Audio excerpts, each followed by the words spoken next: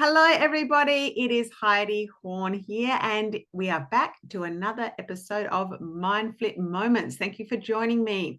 And I am honored today to have Jenny Keogh. She is an author, life coach, and speaker, and she lives in the leafy suburb on the lower North Shore of Sydney with her son Connor, who's 14. I've got a 14-year-old son too, and their black cat Ziggy Woo. I love it. After her life fell apart 5 years ago, she picked herself up, learned firsthand about trauma, CPTSD and PTSD, and the nervous system, and wrote her first book, How to Heal from Toxic Relationships.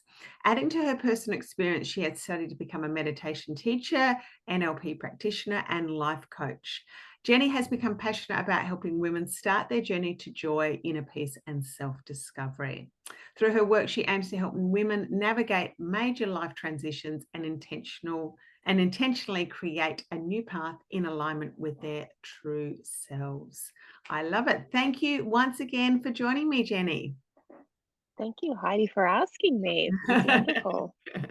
Lovely. So you live in Sydney like myself. I'm in the Northern Beaches, and I also have a 14-year-old son. So there you go. Lots of similarities. So apart from where you live and who you live with, what lights you up? What's hobbies or things that you get up to that, makes Jenny who she is? Well, I do love nature, and I'm lucky that I live in a house with a lovely little garden. So every morning I have my own little practice that I come out and do, my spiritual practice that I do. I find that it grounds myself, and that is something that I do almost daily. Because, I have a 14-year-old son, so sometimes life doesn't go as planned. So that definitely that lights me up, and it also helps me make sense of life, I would say.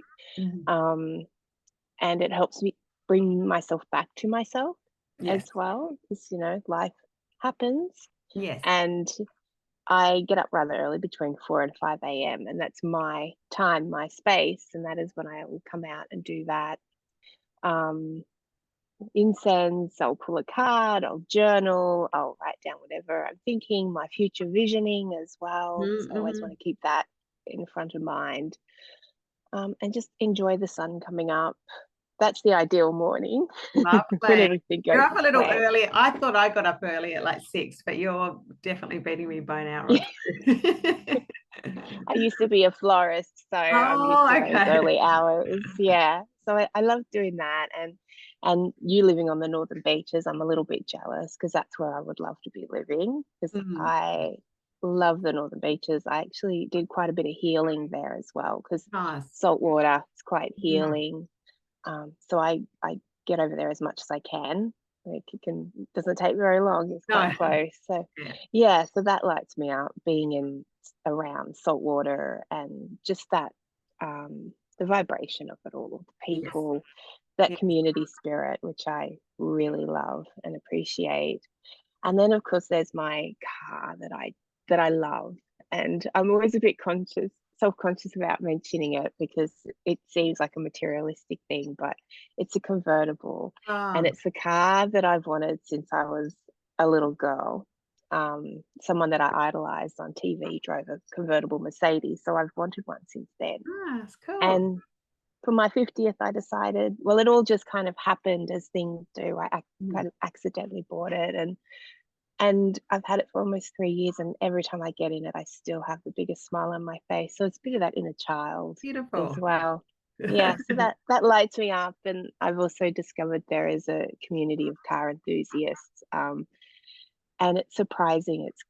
There's actually quite a family component in there as well, and they're lovely people. So doing long drives with fellow car enthusiasts who, that's surprising. It's part of my life that I really enjoy as well. And then of course there's my business that I'm working on. It's more than just a business or my job or my work. It's a passion, and it's a purpose. It's like my mission, and I'm really building the foundations of that now. That's my focus now, is getting that already, even polishing the book up a bit more, and just getting out of the way of the book, I think, Yes. and helping get it out in the world.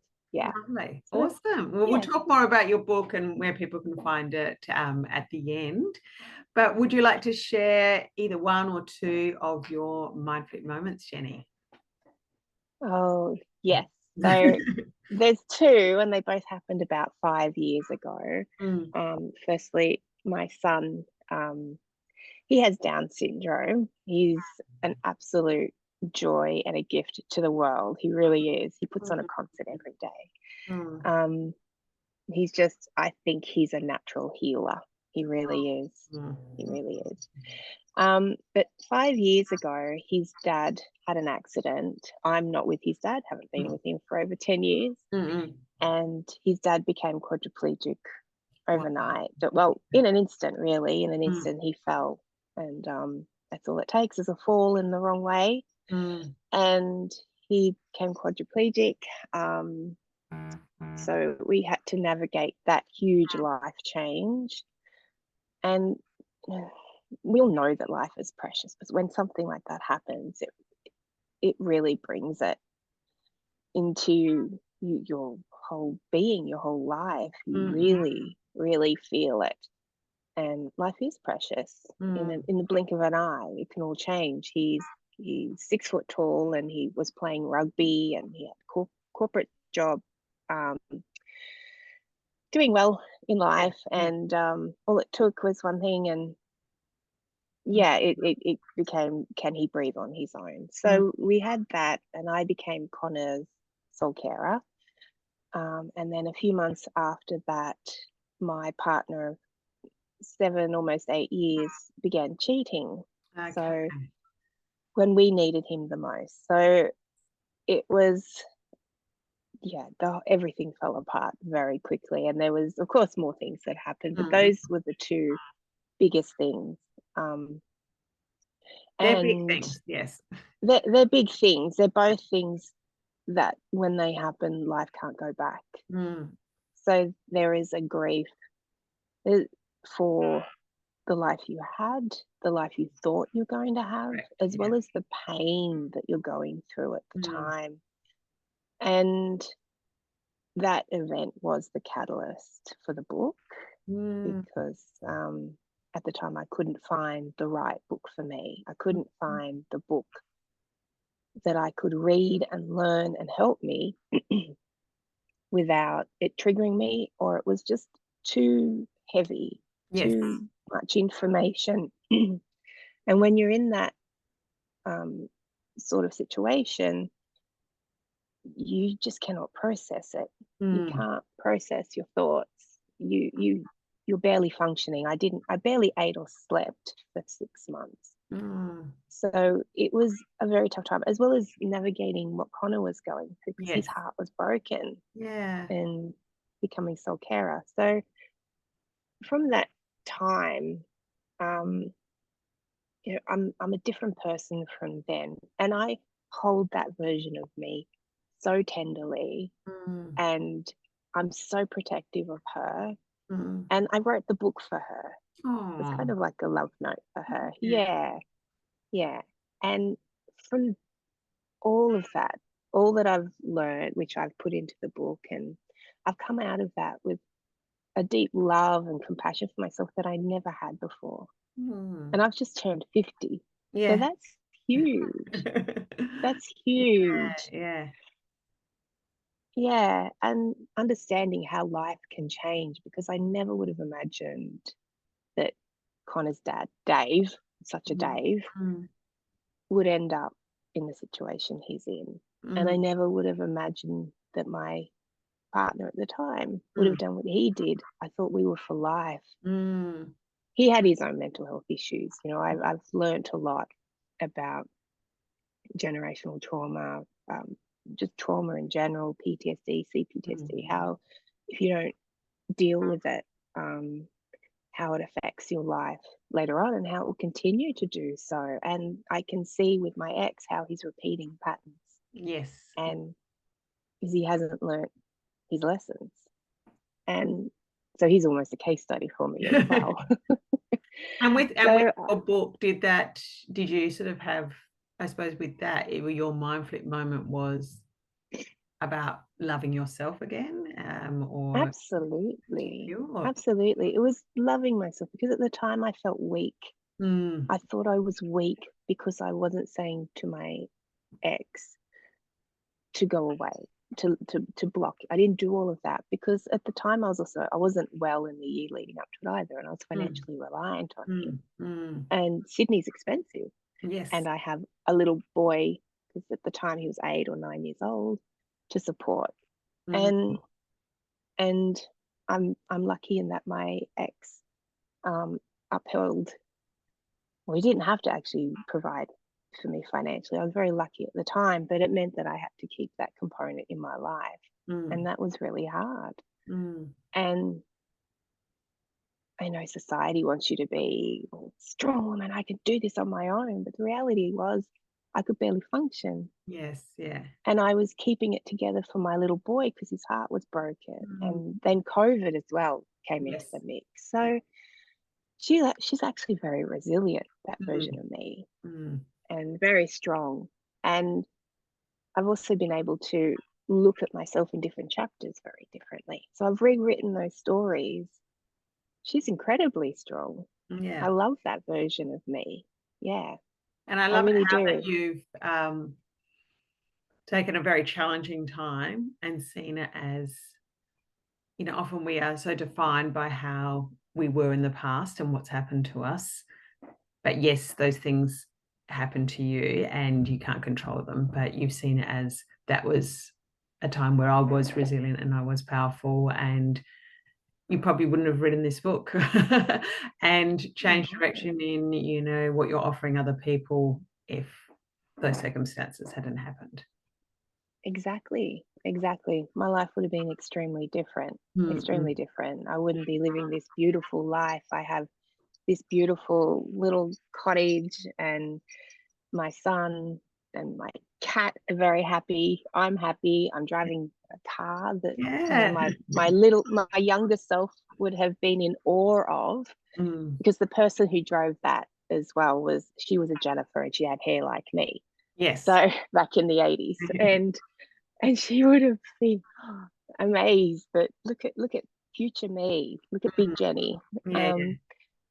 So yeah, I see myself very differently. I do live a beautiful life and it's on my own terms, and I consider myself independently owned and operated now. And then looking ahead into, because I am dating, of course, future relationships, well, I'm not going to lose myself anymore. I'm very conscious of that because that is something that I've done in the past and I understand now. And so, as hard as it has been, coming out of it, I have such a deeper understanding of myself and why these things have happened to me, why my life has been the way it has been the first 50 years.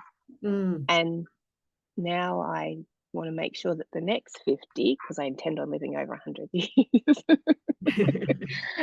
I always keep moving because I'm 53, so I always keep saying, oh, I've got another 50 years. So I keep adding on how long I'm going to live to. Yeah.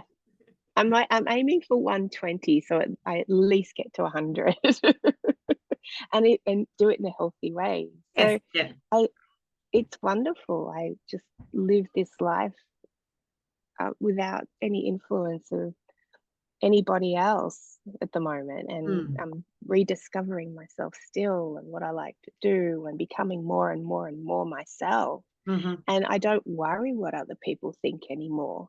Everyone, you can see most people are within their bubble and they're very concerned within their world. They don't really care what you're doing. yes, So no. I just say yes.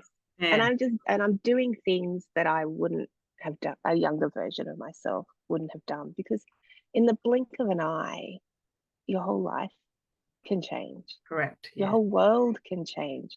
So bugger it. Just get the car that makes you smile. Just move to a nice area, or live life on your terms. Get up early and enjoy the sunshine.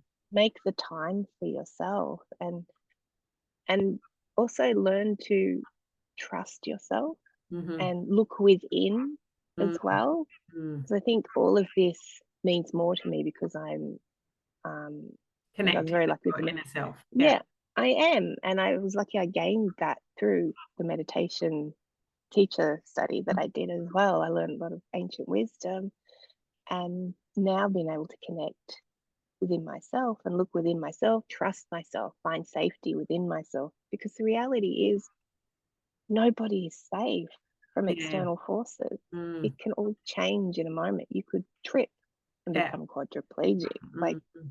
Connor's dad, Mm. or somebody you thought was steady could just do something you could not even believe because you don't really know what's going on within them. Exactly. So yeah, so you need to find that all within yourself and move through your world in And a be way your that's in own alignment with best your soul. advocate, and Your self-love is your own best. really Yeah, very, very important, and sometimes we don't really realize that until later on in life, I think.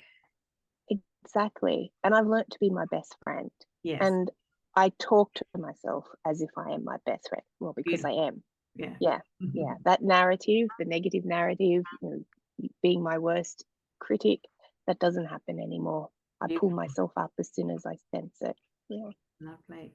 So Jenny, tell us where people can connect to you, your website, or where people can find more about your book as well. Yeah, well, It'll all be in the show I'm notes, but you can verbally say it as well. Yeah. yeah. Well, I have my website, jenniferkeogh.com. Mhm. And then Instagram is my favorite social media platform, and that's jenniferkeogh.author. Okay.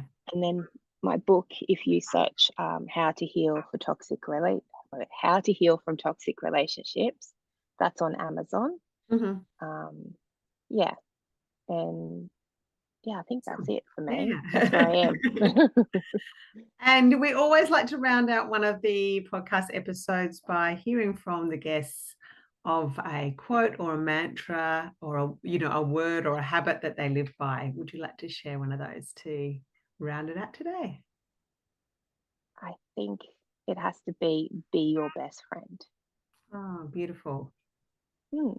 Very Yeah, be nice. your best friend. Yeah, yeah. I love hanging out by myself. So hopefully I feel like I'm my best friend, but it's Yeah, I think if you enjoy being by yourself and dating yourself and, just going for a walk by yourself and, just sitting as well, it's a big thing when you can do that. exactly, exactly. And that's when you're finding everything you need within yourself when you're at that point. Yes. And that's a beautiful place to be. Very true. Very true. Hmm. Well, thank you, Jenny, once again. I loved hearing all about you and where you live and what you've got up to, and thank you for sharing your stories as well, because they're obviously Thank quite you. big things that have happened to you, but we do appreciate you sharing and how you've become the person you are today. Thank you so much, Heidi. And thank you for the opportunity to share my story with you and everyone. Thank you.